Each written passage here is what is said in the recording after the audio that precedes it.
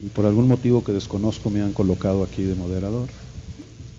Pero me alegra mucho tener la oportunidad de estar con mis colegas de la mesa. En esta primera mesa, que es la número 7, los temas son varios, pero esencialmente se trata de discutir el orden jurídico, el artículo 27 constitucional y el petróleo en México, digamos. Esa es la temática general de esta mesa. Y como tenemos el tiempo bastante restringido, me gustaría dar inicio. Los ponentes contarán con 10 minutos máximo en su exposición. Hay un semáforo ahí, está el contador a su izquierda. Como les decía a mis compañeros, en el momento que se cumplan los 10 minutos, un gas paralizante caerá sobre ellos y no podrán decir una palabra más.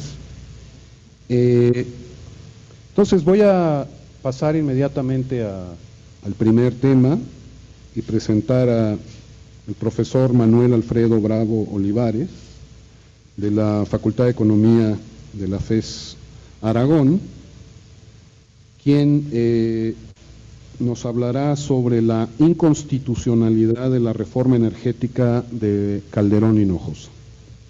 Entonces, adelante, por favor. Bueno, pues bien, gracias por la presentación. El tiempo que se nos da, para mí, desde mi punto de vista, acostumbrado a estar frente a un aula dando clases, pues es la verdad, prácticamente nada. Más cuando es un tema en el cual la discusión genera una cantidad enorme de aspectos que deben ser analizados con el mayor de los cuidados. Entonces, pues la verdad de las cosas, a mí sí me parece muy poco el tiempo. Yo quisiera que, no se puede, ¿verdad? Yo hubiese querido que esto fuese más una discusión más amplia, que fuese una discusión en la que hubiese más estudiantes, que estuviese más gente participando, de manera que esta discusión que se va a generar aquí pues pueda transmitirse hacia otros sectores de la población y en verdad la universidad cumpla el objetivo que está planteado en la Ley Orgánica de la Universidad, que es la de difundir la cultura, impartir educación y difundir la ciencia también, ¿no? Entonces, a final de cuentas, nuestro objetivo como profesores universitarios debe de ser ese, el tratar de transmitir algo de conocimiento, y pues hay alguien aquí en este auditorio afortunadamente, y hay que tratar de generar una cierta discusión en un tono lo más cordial que se pueda ante una cuestión tan compleja como es esta de las iniciativas presentadas por el Ejecutivo. Voy a puntualizar algunos aspectos que considero importantes acerca de Pemex, en vez de dedicarme a leer la ponencia, porque definitivamente no me alcanzaría el tiempo, ¿no? Entonces, primero que nada, tenemos que definir la cuestión que tiene que ver con lo que es Pemex, la definición jurídica de lo que es Pemex. Entonces, rápidamente voy a proceder a definir lo que es Pemex desde el punto de vista jurídico y voy a explicar por qué. Tenemos que explicar qué es Pemex desde el punto de vista jurídico, porque si no entendemos qué es Pemex de acuerdo con las leyes vigentes en este país, no podemos dar una explicación de hacia dónde va esta reforma y qué implicaciones tiene. Entonces tenemos que entender qué es Pemex desde el punto de vista legal. Y esto nos va a permitir definir una serie de aspectos que van a confluir en lo que voy a explicar brevemente. Entonces, primero que nada, la Ley Orgánica de Petróleos Mexicanos establece que Pemex es un organismo descentralizado del gobierno federal. Pemex, a diferencia de lo que opinan los grandes expertos que han hecho una serie de disertaciones en los periódicos, en la televisión y que incluso han acudido al Senado, no es una empresa. Y no es una cuestión de semántica, es una cuestión jurídica. Pemex es un organismo descentralizado del gobierno federal que tiene bajo sus funciones la explotación del petróleo en este país. Y eso no lo digo yo, lo dice la Ley Orgánica de Petróleos Mexicanos. Entonces, partiendo de ese punto de vista, Pemex no es una empresa. No podemos decir que Pemex sea una empresa, porque si decimos que Pemex es una empresa, cometemos un error lamentable. Hay dos tipos de empresas que define la Constitución política de los Estados Unidos mexicanos, en el artículo 25, y esos tipos de empresas que definen son empresa privada, y lo deja muy abierto la Constitución, y empresas públicas. Empresas propiedad mayoritariamente de los trabajadores. Si son mayoritariamente propiedad de los trabajadores, puede ser la otra parte propiedad del Estado, del sector público, o la otra parte del sector privado, el sector público, el sector social y el sector privado, los tres sectores que delimita el artículo 25 de la Constitución. Espero no aburrirles con esto, yo no soy abogado, pero tiene que hacerse un manejo adecuado de las leyes para explicar esto. Bien, entonces Pemex es un organismo descentralizado del gobierno federal, no es una empresa. Primer punto. Segundo punto, Pemex no es un monopolio. ¿Por qué Pemex no es un monopolio? Primero, no es un monopolio desde el punto de vista jurídico, porque la Constitución en el artículo 28 establece que no serán monopolios las actividades que se consideren prioritarias para el Estado. Pemex es una actividad prioritaria para el Estado, está definido en los artículos 25, 26, 27 y 28 las funciones que tiene que llevar a cabo el Estado en estas áreas estratégicas, por lo tanto Pemex no es un monopolio. Pero se ha tendido a creer que desde el punto de vista económico Pemex es un monopolio. Y voy a explicar brevemente por qué no es un monopolio desde el punto de vista económico, que es el error más grave que cometen incluso los economistas, mis compañeros de profesión. Pemex no es un monopolio desde el punto de vista económico porque un monopolio se constituye en perjuicio de la población, en perjuicio de la sociedad, con el fin de apropiarse de una parte de la producción, de la distribución o de la circulación de un bien. Esa es una definición muy de los economistas. Entonces, Pemex no se constituye para privar a la sociedad de ningún beneficio, ni para incrementar los precios del petróleo, ni en favor de un grupo determinado, sino que se constituye en favor de la sociedad. Por lo tanto, Pemex no es un monopolio ni desde el punto de vista jurídico, ni desde el punto de vista económico. Claro que esto genera una discusión y esta discusión tendría que darse, ¿no? Siguiente.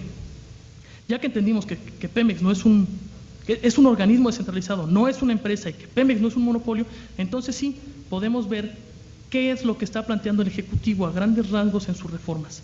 Y para explicarlo, bueno, yo voy a la mitad exactamente, espero que me alcance el tiempo, si no pues quedará para otra ocasión, lamentablemente. La forma en que está organizado Pemex ha permitido que sobre la base de leyes secundarias se generen vacíos jurídicos, lagunas jurídicas, mediante las cuales el legislativo se ha encargado de legislar en contra de la Constitución. Es decir, aquí hay una colusión de funcionarios públicos que incluye al legislativo, al ejecutivo y al judicial. Ya hemos visto últimamente las conclusiones que ha dado la Suprema Corte de Justicia de la interpretación de la ley en contra del pueblo de México. Entonces no nos debería de extrañar mucho que si se discute la constitucionalidad de la reforma de Calderón una vez que, espero que no sea así, que la aprobaran, pues la Suprema Corte de Justicia con una mano en la cintura diría que no hay ninguna contradicción entre una ley secundaria y la Constitución, pero esta contradicción existe y es una contradicción que se presenta entre una ley secundaria, que es la ley reglamentaria del artículo 27 en materia de petróleo, y el artículo 27 constitucional. ¿Por qué? Porque esta reglamentaria del artículo 27 y la ley de petróleos mexicanos establecen que se pueden otorgar contratos a los privados gracias a una reformita express que empezó a promover Salinas, que la metió por ahí, y después Zedillo pues se encargó de hacerla vigente sobre la base de los pidiregas, los contratos múltiples y otras figuras inconstitucionales de deuda que crearon para los organismos descentralizados del gobierno como Pemex y Comisión Federal de Electricidad. Entonces se modifica una ley secundaria y esta ley secundaria contradice a la Constitución, porque la Constitución dice que no se otorgarán contratos de ningún tipo, ni contratos de riesgo, ni contratos que no sean de riesgo, contratos de ningún tipo se deben de otorgar. Y aquellos que se otorguen en materia de hidrocarburos tienen que ser retirados de inmediato. Eso dice la Constitución en el artículo 27. Y la ley reglamentaria del artículo 27, igual que la ley de petróleos mexicanos, la ley orgánica de Pemex, dice lo contrario, dice que Pemex podrá llevar a cabo contratos con privados y pues lo ha hecho Pemex. Es decir, en estos momentos Pemex está llevando a cabo contratos ilegales. ¿Quieren un ejemplo de eso rápidamente? Ahí está la plataforma que cayó en Campeche, una plataforma que está demostrado que era una plataforma para zona de mangle, que se otorgó la concesión para la construcción a privados a través de pidiregas, y esa plataforma de mangle se puso en zonas que no eran de mangle, que eran ya de mar abierto. ¿Y qué fue lo que sucedió? Pues una catástrofe en la que murieron 80 trabajadores. Las mandarinas dichosas que construyó una empresa privada sobre la base del financiamiento de los pidiregas, ahí está en lo que pararon. Es decir, existen el día de hoy esos contratos privados. Lo mismo en Pemex y Comisión Federal. Tan existen que estamos viendo actualmente el escándalo que hay en el sureste, en el sur de México, en el sureste, en Oaxaca particularmente, con las aspas de vientos de energía eólica que pusieron ahí Iberdrola, Gamesa y otras empresas españolas ilegalmente, porque la Constitución lo prohíbe.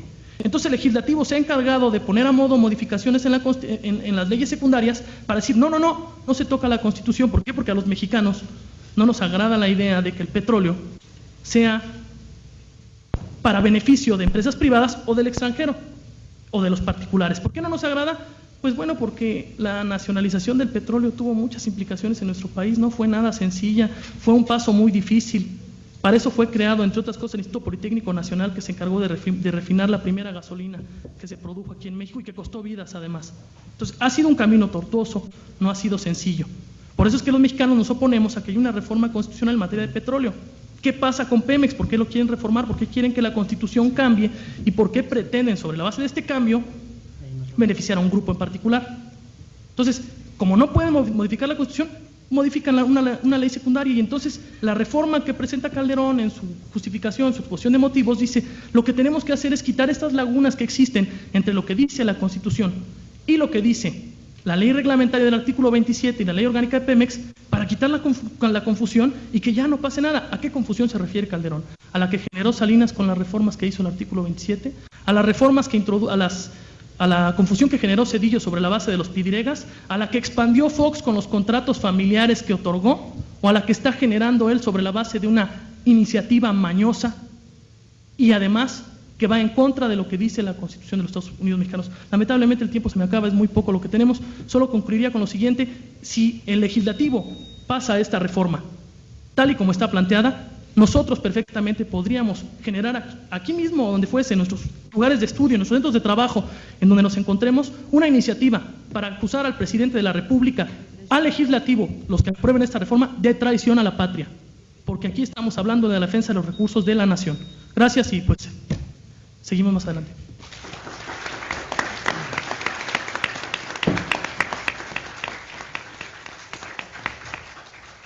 Bueno, agradecemos mucho al profesor Manuel Alfredo Bravo Olivares su intervención y la rapidez con que pronunció la misma. Obviamente sí es muy corto el tiempo, pero tendremos al final de las 5 presentaciones, bueno, por el momento son 4, estamos esperando a un ponente todavía, tendremos algunas posibilidades de preguntas, que creo que les han pasado a ustedes unas tarjetitas. Entonces pueden ustedes empezar a formular sus preguntas a los ponentes para que lleguen a esta mesa. Entonces, en segundo lugar, me da gusto presentar al maestro Adolfo del Castillo Martínez, que es egresado de la Facultad de Ciencias Políticas y Sociales de la UNAM, y quien nos hablará sobre un tema muy importante, que es los contratos de riesgo, y el tema de su ponencia es cancelación de los contratos riesgo en petróleos mexicanos. Adelante, maestro. Muchas gracias.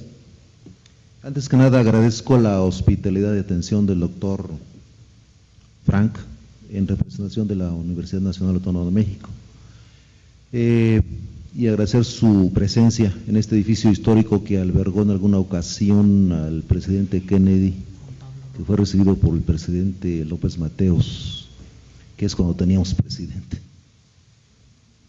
El tema es cancelación de los contratos riesgo de petróleos mexicanos, y habla del licenciado Reyes Heroles padre.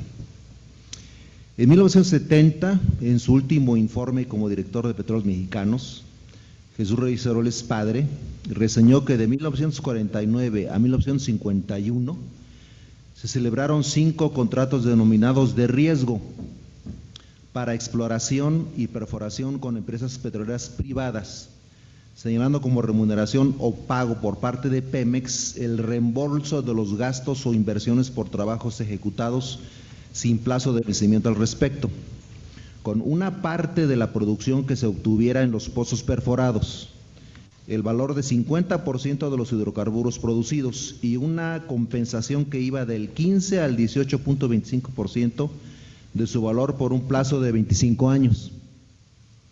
Además, otros 5 contratos de ventas, mediante los cuales Pemex se comprometía en los términos y condiciones que en cada caso se fijaran a la venta total o parcial de la producción de su porcentaje correspondiente. Esos contratos riesgo fueron firmados con las compañías privadas CIMA, Charmex, Isthmus Development Company y Pauley Noreste. El 29 de noviembre de 1958, en la ley reglamentaria del artículo 27 constitucional, en el ramo del petróleo, por medio de su artículo 6º, se preceptó que Petróleos Mexicanos no podría fijar las remuneraciones de los productos en porcientos, ni los resultados de las explotaciones en participaciones en los contratos de prestación de servicios o de obra que celebrara con personas físicas o morales.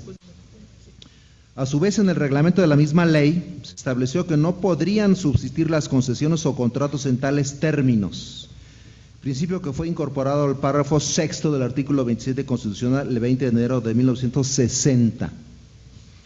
El señor Pauley intentó renovar las concesiones que tenía, por lo que acudió indebidamente al Comité de Relaciones Exteriores del Senado norteamericano para que a través de la Secretaría de Relaciones Exteriores de México se recomendara su caso. Ante tal situación, el presidente López Mateos se negó a renovar tales concesiones. El 16 de julio de 1965, Petróleos Mexicanos comunicó a las empresas que el término contractual de 15 años para explotación y perforación estaba vencido y que conforme a las anteriores reglas explicadas, no era posible la prórroga o renovación de los contratos existentes ni la firma de otros nuevos. Los empresarios manifestaron haber realizado inversiones con posterioridad al vencimiento de tales contratos, pero de las cuales lógicamente Pemex ya no pudo hacerse responsable. En noviembre de 69 se terminaron voluntariamente los contratos firmados con la empresa Charmex del 1 de julio de 1950 para exploración, perforación con una superficie de 318 kilómetros cuadrados entre Poza Rica y Tamiagua, en el estado de Veracruz, cubriéndose con 11.875.000 pesos, $950.000 al tipo de cambio de ese entonces, que si no mal recuerdan era 2.50 por uno. Con fecha de 8 de diciembre de 1969, mediante pago de 4 millones de pesos, se rescindieron los contratos celebrados con la Eastwood Development Company. Por último, el 27 de febrero pasado, se refería a 1970, se cerró el ciclo de la política petrolera mexicana con la rescisión de los contratos conocidos como Pauley Noreste, mediante el pago de 55 millones de pesos. Petróleos Mexicanos había reembolsado para 1964 el total de las inversiones realizadas por los contratistas, con excepción de las correspondientes a los contratos de tierra sumergida, que montaban 4 millones de pesos. En todos los casos se cubrieron cantidades menores de lo que a valor actual correspondería a las empresas, de acuerdo con los porcentajes contratados en las fechas mencionadas.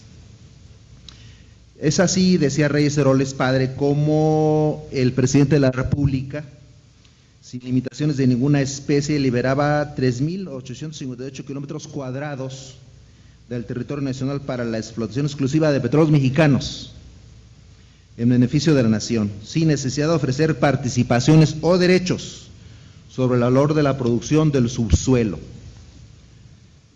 Como antecedentes de este problema, desde 1950, en su libro El Petróleo, José Domingo Lavín explicaba que la dificultad de conseguir equipo hizo a Pemex concebir un contrato tipo, que se llamaba contrato de riesgo.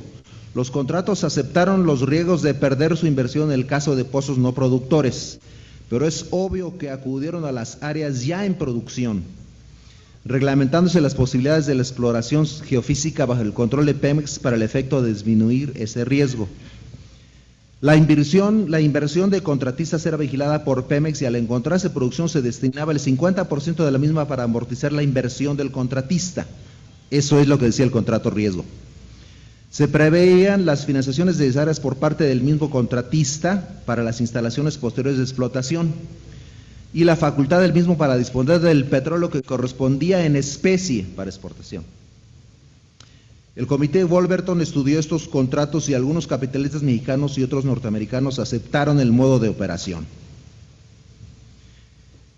La cancelación de los contratos, Rodrigo, por parte de Reyes Heroles le dio una cierta legalidad a esto, y entonces los contratos que actualmente se llaman contratos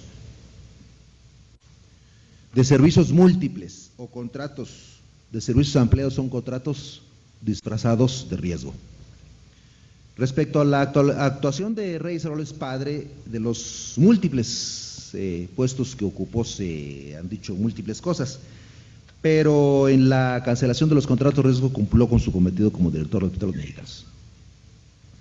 En el cabal cumplimiento de nuestra legislación, que protege los bienes estratégicos de la nación, está implícita su supervivencia, la supervivencia del Estado. El intentar volver a concesionar el petróleo, gas o recursos reservados a la nación, como se hizo en el pasado por cualquier subterfugio legal, podrían traer graves consecuencias para la sociedad civil y del Estado. Muchas gracias.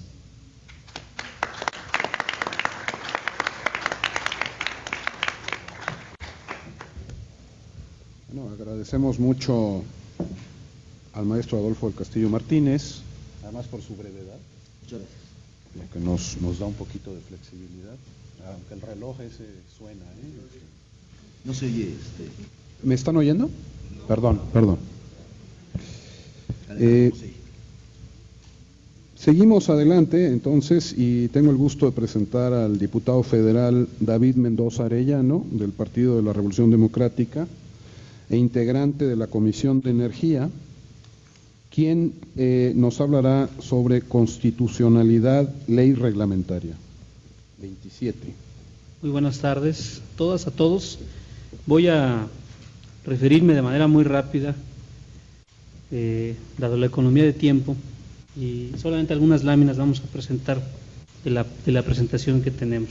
Primero quisiera decir que en esta discusión hemos escuchado diferentes opiniones. Recuerdo la de Aguilar Camín, que dice que como la Constitución ha sido modificada tantas veces, no importaría que fuera violada, toda vez que, bueno, ha tenido más de 400 transformaciones. Entonces, por eso para nosotros es muy importante, aunque el tema del petróleo es muy amplio, voy a señalar rápidamente, primero el marco constitucional. El marco constitucional que está relacionado con el petróleo tiene que ver con 3 artículos de la Constitución, el 25, el 27 y el 28. En el caso del 25, que es la siguiente lámina, establece que el sector público tendrá a su cargo de manera exclusiva las áreas estratégicas y nos remite al artículo 28. Y también dice al respecto que tendrá la propiedad y el control sobre los organismos que establezcan estas áreas. En el 28, pasamos a la siguiente, nos dice que no constituirán monopolios y define como áreas estratégicas los correos, los telégrafos, y además define como un área estratégica el petróleo y, muy importante, los hidrocarburos y la petroquímica básica. Aquí hago un paréntesis rápido. Es muy importante porque lo que se está diciendo en el debate es que no se privatiza el petróleo. En realidad, lo que se está buscando privatizar, pasamos a la siguiente, es el proceso de la industria del petróleo. El petróleo atraviesa por varias etapas. Hay que buscarlo, es decir, hay que explorar, hay que sacarlo, es decir, hay que perforar y extraer, hay que refinarlo, que es donde se encuentra una de las partes importantes de esta industria.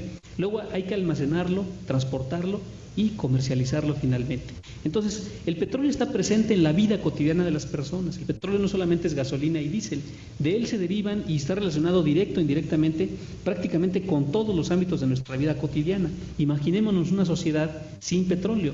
Entonces, hoy en día sería prácticamente imposible nuestra vida como la conocemos si no creamos, y que es producto de otro tema que tiene que ver con las energías renovables, pero en particular, entonces el gran problema está no solamente en el petróleo como tal, sino en todo el proceso. Y el proceso es este que está en este esquema, repito: exploración, perforación, extracción, refinación, almacenamiento, transporte y comercialización. Cada una de estas etapas genera recursos, y la famosa renta petrolera es los recursos que obtenemos entre lo que cuesta extraer el petróleo, que está por alrededor de los $7, y el precio al que finalmente se comercializa. ¿Cuál es el problema? Uno de los problemas que vamos a enfrentar. Bueno, uno de los problemas que vamos a enfrentar es que no se ha dicho cuando, en un momento dado, si se plantea que sea el sector privado quien haga la refinación, a qué precio le vamos a vender y cómo nos va a pagar el petróleo. Si se lo vamos a dar a un precio preferente o se lo vamos a vender a precio de mercado. Porque hoy en día, entre subsidiarias, entre estas empresas subsidiarias que ha creado efectivamente el gobierno de Salinas, se vende el petróleo, el que lo extrae se lo vende a quien lo refina, pues a precio de mercado. Y eso genera un grave problema en ese proceso. Voy a la parte, nos vamos a saltar hasta la parte 8, hasta la lámina 8, en donde el artículo 27 nos señala con toda claridad que corresponde a la nación el dominio directo de todos los recursos naturales de la plataforma continental, del petróleo y de todos los carburos de hidrógeno sólidos, líquidos o gaseosos. Pasamos a la siguiente, a la 10, por favor. Y encontramos en la Constitución dos cosas que me parece importante señalar. Dice que en los casos a los que se refiere estos dos artículos anteriores, dos párrafos anteriores, el dominio de la nación es inalienable e imprescriptible, es decir, es irrenunciable, y lo voy a decir en términos llanos, no tiene fecha de caducidad. No vamos a encontrar una letra chiquita que diga esto que establece la Constitución caduca en la fecha tal. Es decir, no se puede renunciar a ella, a este dominio, a esta propiedad, y tampoco tiene fecha de caducidad. Y luego, como ya se ha dicho aquí, pasamos a la siguiente. Como ya se ha dicho aquí, hay una parte que establece con toda claridad en el 27 constitucional que tratándose de petróleo y de carburos de hidrógeno sólidos, líquidos o gaseosos, no se otorgarán concesiones ni contratos, ni subsistirán los que se hayan otorgado, y la nación podrá llevar a efecto la explotación de estos productos. Y en la siguiente lámina es donde se encuentra el aspecto privatizador de la reforma propuesta por el titular del Ejecutivo. ¿Qué nos dice en términos concretos? Hay 3 párrafos que señalan. En el primero dice que el sector privado podrá participar en las actividades de almacenamiento, transportación y distribución de los productos derivados del petróleo, es decir, de toda la petroquímica y de las gasolinas y de todos los productos que se generan después del proceso de refinación. En el siguiente párrafo nos dice que la subsidiaria podrá contratar los servicios de refinación con un privado, pero en el tercer párrafo, que es todavía peor, nos señala que el sector privado podrá ser propietario, y así está, textualmente lo digo como está, en la iniciativa del titular del Ejecutivo, podrá ser propietario de ductos, instalaciones y equipos. Es decir, que los privados podrán ser propietarios de las refinerías, podrán transportar, almacenar, distribuir y comercializar el petróleo y sus productos derivados. Y la pregunta que les hemos hecho en las discusiones es, bueno, ¿y qué va a hacer Pemex si ustedes hacen todo esto, ¿no? Si permitimos? Y en la parte, en el artículo 6, pasamos 2 láminas, por favor. En el artículo 6, de manera velada, se establece que estas subsidiarias podrán celebrar con personas físicas y morales los contratos de obra y de prestación de servicios que la mejor realización de sus actividades requiera. Esto quiere decir que el sector privado también podrá realizar actividades de exploración y explotación y refinación. Luego entonces lo que estamos haciendo, si permitimos que se aprueben estas iniciativas, es permitir que el bien público más importante que tiene este país sea entregado, porque la otra pregunta que no nos han podido responder es, ¿los privados lo van a hacer de gratis? ¿O cuánto nos van a cobrar? ¿Cómo es que cuando les entreguemos el petróleo para refinarlo, cómo nos vamos a poner de acuerdo? Y efectivamente, hoy en día, solamente doy algunos datos finales, tenemos una deuda de 1.6 billones de pesos, que sería algo así como las 2/3 partes del presupuesto de un año que se gasta este país. Esa deuda se tiene con los famosos pidiregas, que no es otra cosa que contratos privados que se le han otorgado a estas empresas, y que ahí encontramos a Juan Bueno Torio, que fue director del área de refinación, y que tiene demostrado, lo tenemos demostrado, el tráfico de influencias. Encontramos a Nordhausen, que es actualmente diputado y que fue senador y presidente de la Comisión de Energía, y que se beneficiaron de esos famosos contratos privados. Solamente el año pasado pagamos por intereses de esa deuda 117,000 millones de pesos. Y para que se den ustedes una idea de qué tan importante es los privados y qué tan importantes son los estados, en el rubro de excedentes petroleros le mandamos 34,000 millones de pesos a todos los estados. Es decir, que es mucho más importante pagar 117,000 a los intereses de la deuda privada que pagar y que mandarle recursos a los estados. Y hay otros datos que por economía de tiempo no podría dar, pero señalaría, por ejemplo, se dice que Pemex no tiene recursos. En realidad, Pemex genera alrededor de 1 billón de pesos al año. El problema es que solamente por el rubro de superávit primario entregamos 105,000 millones de pesos a una bolsa que hoy asciende a un promedio de 40,000 millones de dólares. El verdadero tesorito lo tiene guardado Hacienda. Y ahí están recursos, pero si solamente utilizáramos los recursos de los excedentes petroleros de lo que va de este año, ya tendríamos la capacidad para haber construido por lo menos 2 refinerías. Entonces, sí estamos a favor de que se construyan refinerías, sí estamos a favor de que se modernice Pemex. La única diferencia es si lo hacemos como empresa y utilizamos las ganancias que nos genera todo el proceso de la industria del petróleo, o compartimos esas ganancias con el sector privado. Finalmente, decir que tampoco estamos en contra de los empresarios, pero queremos que el PAN en particular tenga el valor de presentar una iniciativa de reforma constitucional. Muchas gracias por su atención y por su tiempo.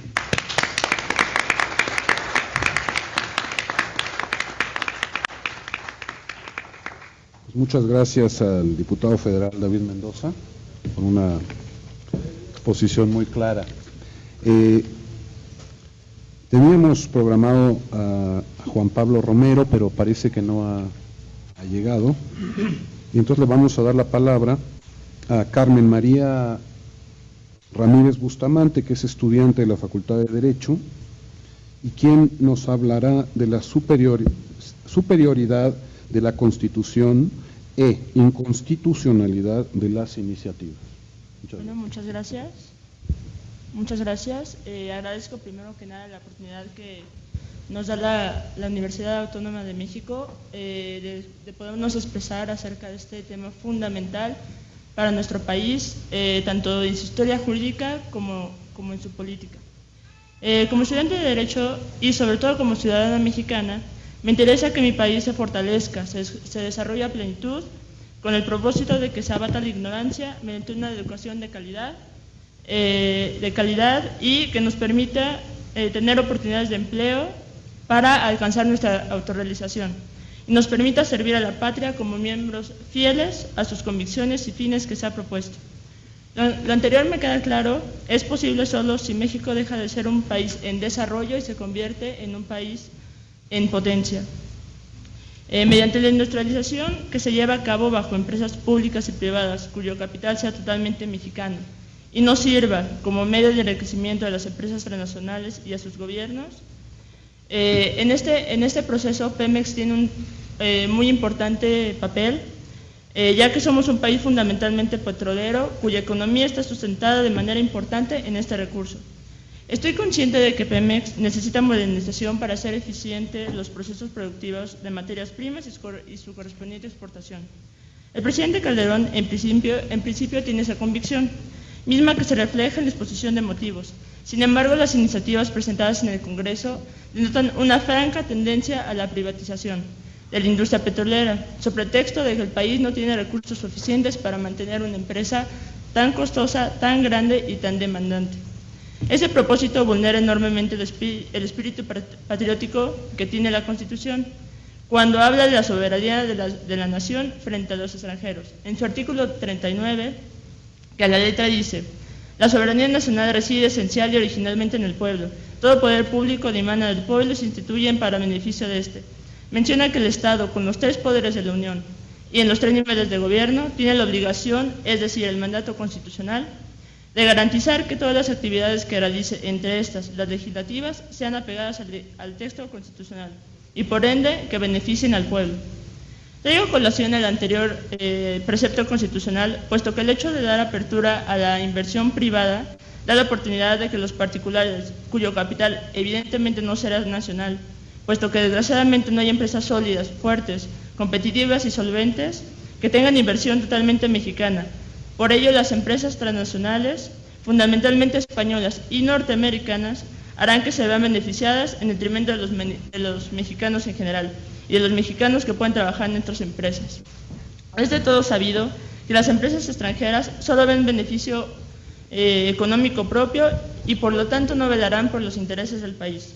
Teniendo en cuenta lo anterior, a continuación me permitiré analizar la inconstitucionalidad de las iniciativas, tomando como base los artículos 24, 26, 28, 137 y 27 y la ley reglamentaria del artículo 27 en el ramo del petróleo, cuyas hipotéticas reformas están en las iniciativas del Ejecutivo. El artículo 27 constitucional menciona que corresponde a la Nación el dominio directo de todos los recursos naturales de la plataforma continental y zócalos submarinos de las islas, de todos los minerales o sustancias en vetas, mantos, masas o yacimientos. Constituyen depósitos cuya naturaleza sea distinta a los componentes de los terrenos, tales como los minerales de que se extraigan metales y metaloides utilizados en la industria, los yacimientos de piedras preciosas, de sal de gema y las salinas formadas directamente por las aguas marinas, los productos derivados de la descomposición de las rocas, cuando su explotación necesita trabajos subterráneos, los yacimientos minerales orgánicos de materias susceptibles de ser utilizadas como fertilizantes, los combustibles minerales sólidos y el petróleo y los carburos de hidrógeno sólido, líquido o gaseoso, y los espacios situados sobre el territorio nacional en extensión y términos que fija el derecho internacional. De este precepto quiero destacar los recursos hidráulicos, los combustibles minerales, el petróleo y los minerales radioactivos, mencionados en el párrafo sexto, mismo que la letra dice. En los casos que se refieren los dos párrafos anteriores, el dominio de la nación es inalienable, imprescriptible, y la explotación, el uso o el aprovechamiento de los recursos de que se trata, por particulares o por sociedades constituidas conforme a las leyes mexicanas, no podrá realizarse sino mediante concesiones otorgadas por el Ejecutivo Federal, de acuerdo con las reglas y condiciones que establezcan las leyes. Las normas legales relativas a obras o trabajos de explotación de los minerales y sustanciales a que se refiere el párrafo cuarto regularán la ejecución y comprobación de lo que se efectúen o deban efectuarse a partir de su vigencia. Las declaraciones correspondientes se harán por el Ejecutivo en los casos y condiciones de que las leyes prevean. Tratándose de petróleo y de los carburos de hidrógeno sólido, líquido o gaseoso, o de minerales radioactivos, no se otorgarán concesiones ni contratos, ni subsistirán los que en su caso se han otorgado, y la Nación llevará a cabo la explotación de estos productos, en los términos que señala la ley reglamentaria respectiva. El párrafo anterior deja claro que el artículo bifurca dos tipos de regímenes en determinados recursos energéticos, estableciéndose así dos especies: los recursos que son concesionables en su explotación por los particulares y los recursos reservados para su explotación exclusiva por los federales. Entre los primeros están los recursos hidráulicos para la generación de energía eléctrica y los combustibles minerales sólidos, y dentro de los segundos están el petróleo y los demás carburos, hidrógenos y los minerales radioactivos. En el caso de las aguas y la explotación de minas y la adquisición de productos, se dejarán concesiones que están reguladas en el artículo 137, en donde se menciona que se harán mediante licitaciones públicas y que estas beneficiarán al país. En el ramo de los hidrocarburos y petróleo, la Constitución dice que no se darán concesiones ni contratos, ni sustituirán lo que existieren. Por lo tanto, es inconstitucional abrir el mercado a los particulares. Aquellos que sustentan que el artículo 134 da legalidad a los contratos celebrados están en un error, en virtud de que como los contratos no pueden ser celebrados y las adquisiciones, arrendamientos y enajenaciones se celebran mediante un contrato, no puede haber licitaciones y por lo tanto el Estado tiene exclusiva rectoría en el área estratégica. Me parece ignominioso que por medio de leyes reglamentarias quieran cambiar el régimen relativo a los recursos petroleros, puesto que debemos recordar que en el artículo 133 se menciona la jerarquía de leyes, estando la Constitución en el primer nivel jerárquico, seguido por las leyes federales y por los tratados internacionales. Y eso nos lleva a que es antijurídico que la ley reglamentaria contenida en la iniciativa cambie sustancialmente el artículo 27, en cuanto que su artículo sexto dice que los petróleos mexicanos y sus organismos subsidiarios podrán celebrar con personas físicas o morales contratos de obra y prestación de servicio. Se ve claramente que para el autor de las iniciativas el término explotación incluye la exploración y explotación stricto sensu solamente, y la refinación, transporte y demás actividades que ejerce Pemex no encuadran este concepto. En la reforma de la ley reglamentaria se pretende quitar estas actividades de la rectoría del Estado. Es aquí donde reside la inconstitucionalidad, puesto que en el artículo 27 dice que tendrá de manera exclusiva las áreas estratégicas y su párrafo cuarto prescribe que el gobierno federal mantendrá la propiedad y el control de los organismos en el caso que se establezca. De esto se entiende que tendrá el Estado la administración también de estas actividades fundamentales, puesto que son la concretización de la explotación y de la exploración. Y, bueno, me pregunto yo, ¿cómo tendrá el control total de la actividad petroquímica básica, el desarrollo de los recursos petroleros, sin tener el control de la infraestructura básica, es decir, las refinadoras? ¿Quién le garantiza que los particulares realmente se constriñen a la ley y por lo tanto sí beneficien al país? El artículo 24 dicta claramente que al ejercer el Estado su comprometida rectoría siempre lo debe hacer para proteger la seguridad y la soberanía de la nación. ¿Cuál soberanía? Si todos sabemos que esos recursos vienen tanto de Estados Unidos como de España. ¿Cómo se va a garantizar que el desarrollo nacional sea integral y sustentable y se fortalezca? Y por lo tanto, mantenga un régimen democrático si tarde o temprano todos estos recursos, como se da en los casos de los bancos, se irán a manos que evidentemente no son mexicanas? ¿Cómo se llevará a cabo la justa distribución del ingreso y la riqueza, que permita el pleno ejercicio de la libertad y dignidad de los individuos, grupos y clases sociales, cuya seguridad protege la Constitución? Para que Pemex crezca no es necesario, creo yo, que se privatice, sino que debemos explorar nuestros propios yacimientos, los cuales necesitan una parte de los ingresos de la paraestatal, como bien decía mi compañero, para que se fortalezca y en un tiempo no muy prolongado nuestro preciado recurso del oro negro evidentemente se acabará. Pero antes de que ello suceda, como país responsable de su población y de su economía, el Estado debe emitir una reforma fiscal que permita que esta situación no se dé. Debemos explorar nuestros yacimientos, porque pronto lo harán otros países como ya lo están haciendo. Y además debemos enseñarle a nuestro Estado que vele por el país, por la soberanía y además por el bienestar de su pueblo. Muchas gracias.